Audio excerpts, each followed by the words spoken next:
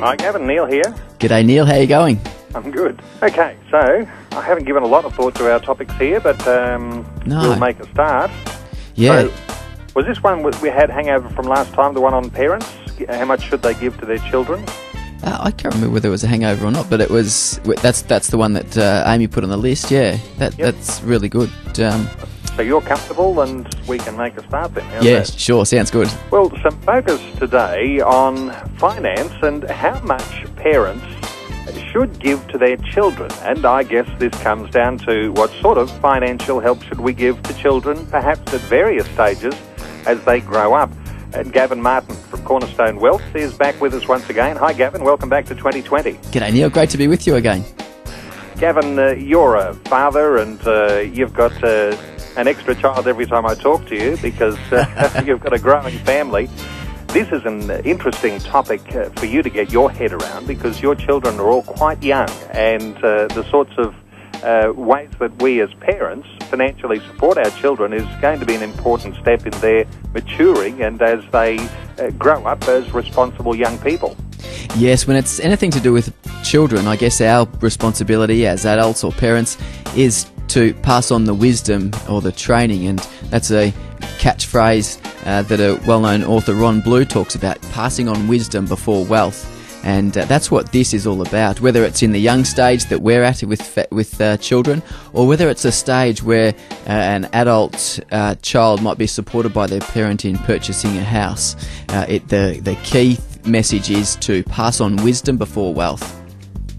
I guess when it comes to the way that a parent supports a teenager growing into adulthood, that really all starts with the type of wisdom that has been passed on in earlier times as children are quite young, so that they appreciate the responsibility of having that sort of financial support and being able to manage the finance as their parents set them on a path to perhaps gaining wealth. Yeah, and the key at that stage is to teach what you should do, and when a young child is learning about money, a simple way of teaching is having 3 jars, and one's the saving, one's the spending, one's the giving jar, and separating out the money that they receive, whether it be pocket money or jobs that they do, or whether it be birthday presents that they receive. In terms of money, that's a good way to help them to understand the way that they should divide their money. And then the other part of it, the other side of it, is really teaching the principles about it, and then also modelling it as well. So when people are going through financial difficulty, when families are going through financial difficulty, it's really good to include the children in that, include them in the discussion so that they're able to go on that journey with you as well and learn from that, and hopefully they'll then be able to take that into their adult life as well. Gavin, your thoughts when it comes to parents who are very generous and very open-handed when it comes to finance with their teenagers. Is there a sense in which, in your understanding, that when you are too generous and too giving, that in some ways you're not teaching your child to be responsible? Yes, it's the cotton wooling impact, that if you cotton wool your children too much, if they buy something and don't have enough money at the end of the month to buy something that they really need, and you chip in the money, then that's the cotton wooling effect that actually does them a disservice, really. We experienced that when our eldest child was 4, and he got $25 from his uncle for his birthday, and he went out as soon as he got the money, and he bought he looked through the toy store and he found this money box, and so he bought this money box home and he thought it was wonderful. It cost $10. I think we put half of the money in the bank, so $12.50 in the bank. We tithed $2.50 and we had $10 left, so he spent the whole $10 on this money box. And later that day he'd put the money box on the shelf on the mantelpiece, and then as it was a bit high for him, so as he was going to grab it or get it off the shelf, it fell through his fingers and crashed all over the floor. And it was so hard as a parent not to just go out there and buy that, replace that item, but to help him understand that sometimes things like that happen, and that he can actually save up for that again But it's so easy for us to cotton wool our children, but sometimes it doesn't actually have the best outcome.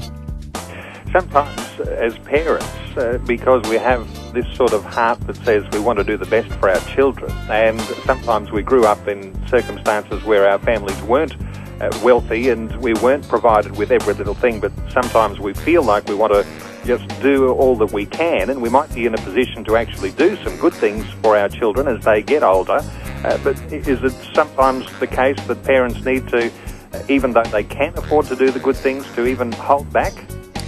Yes, I think it's important, and when we're talking about children moving from sort of from high school to tertiary studies, it's a key time where they're starting to be bombarded with the offer of credit cards, phone contracts, a lot of different offerings that perhaps you and I didn't have when we were growing up, that put a whole different dimension on working your finances well and making them work well, because we didn't have all those pressures that they do have now.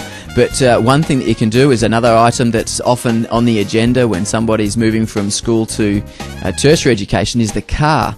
And whilst there's no reason why you can't support your child in purchasing a car, I think it's imperative that you actually at least have them pay for part of the car, so that they actually value it. They put the hard yards in to appreciate how much it does actually cost, and then they potentially might drive it more safely and take more care of it. And so even I've got clients and family friends that are very wealthy, but they're going to make their children pay for their whole car, so earn the money to buy the whole amount of the car, not just chip in part of it as well. So the whole learning experience of earning the money to purchase the item is invaluable. Interesting when you talk about that support with your children from high school into tertiary education, because years ago it was in some respects for many families the case that, well, once parents got their children through high school, they just went out and got a job and pursued their own career, and it was like some responsibility stopped. But it's a little bit different now, because it's almost the case, isn't it, that tertiary education is the extension of where high school used to be, and really parents are often feeling this obligation to really support their children right through their university to at least get a degree and move into a particular career option they might be thinking of. Yes, and I think the age that people stay at home is increasing significantly. I heard a stat the other day, or a comment the other day in the media, saying that where our kids are becoming adolescents a lot earlier, but we're becoming adults a lot later. And I guess that's whole increased phase between high school and leaving home. It's a growing phase of life. Well, we're talking about how much parents should give to their children financially. It comes to my mind, Gavin, that the question: is there ever a time when parents won't have some oversight into their children's financial dealings, whether it's actually giving directly or at least offering their wisdom? Yes, and I think the latter should be the one that's passed on first, so passed on the wisdom and then pass on any financial support. But hopefully it's occurred, or the financial knowledge and wisdom has been passed on during their younger years, and then it becomes a little bit more flexible to be able to support them in latter years. And there's a lot of creative ways in which parents can support their children, and often it's in the arrangement of matching the work that they're putting in. So we talked about the car earlier, about potentially at least the child chipping in half of the value of the car, so they work or get some money to pay for half the car. Another great way of training children as they're moving from school to tertiary education is to actually charge them board. If they're earning some employment, or they're getting some other income, to charge them board. And a classic example that a number of my clients have implemented is they've charged their children $100 a week, and some of them choose to put that $100 a week towards the payment of bills and food and expenses, but others have actually chosen to put that money aside into an account, and sometimes it's been a first home savers account, so that they put that money aside, and if the child's been there for 4 years or been under that arrangement for 4 years, they could have $30,000 with the government co-contribution of nearly $1,000 each year on top of that money. They could easily have that sort of amount there for them to then go out and buy their own home when they do choose to leave home. So that's one idea that actually works quite well. Another one that is when people are in adult children have got a mortgage, and the parent might want to assist them some way.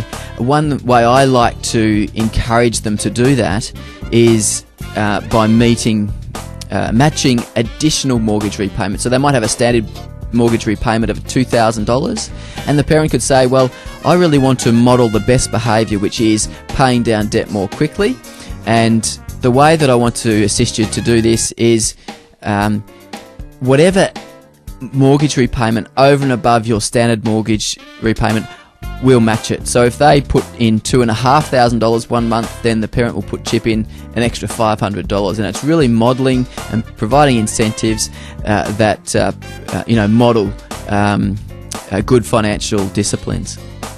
I guess what you're saying is, if you're going to be generous as a parent in supporting your child when it comes to a lot of these financial issues that growing up children into teenage years and into adulthood face, look for creative ways that you can model good financial wisdom and management. It's good advice. Gavin Martin from Cornerstone Wealth. There'll be a link to Cornerstone Wealth from our website at vision.org.au. Gavin, it's always a pleasure. Thanks for being with us today on 2020. Thanks again, Neil. Great to be with you.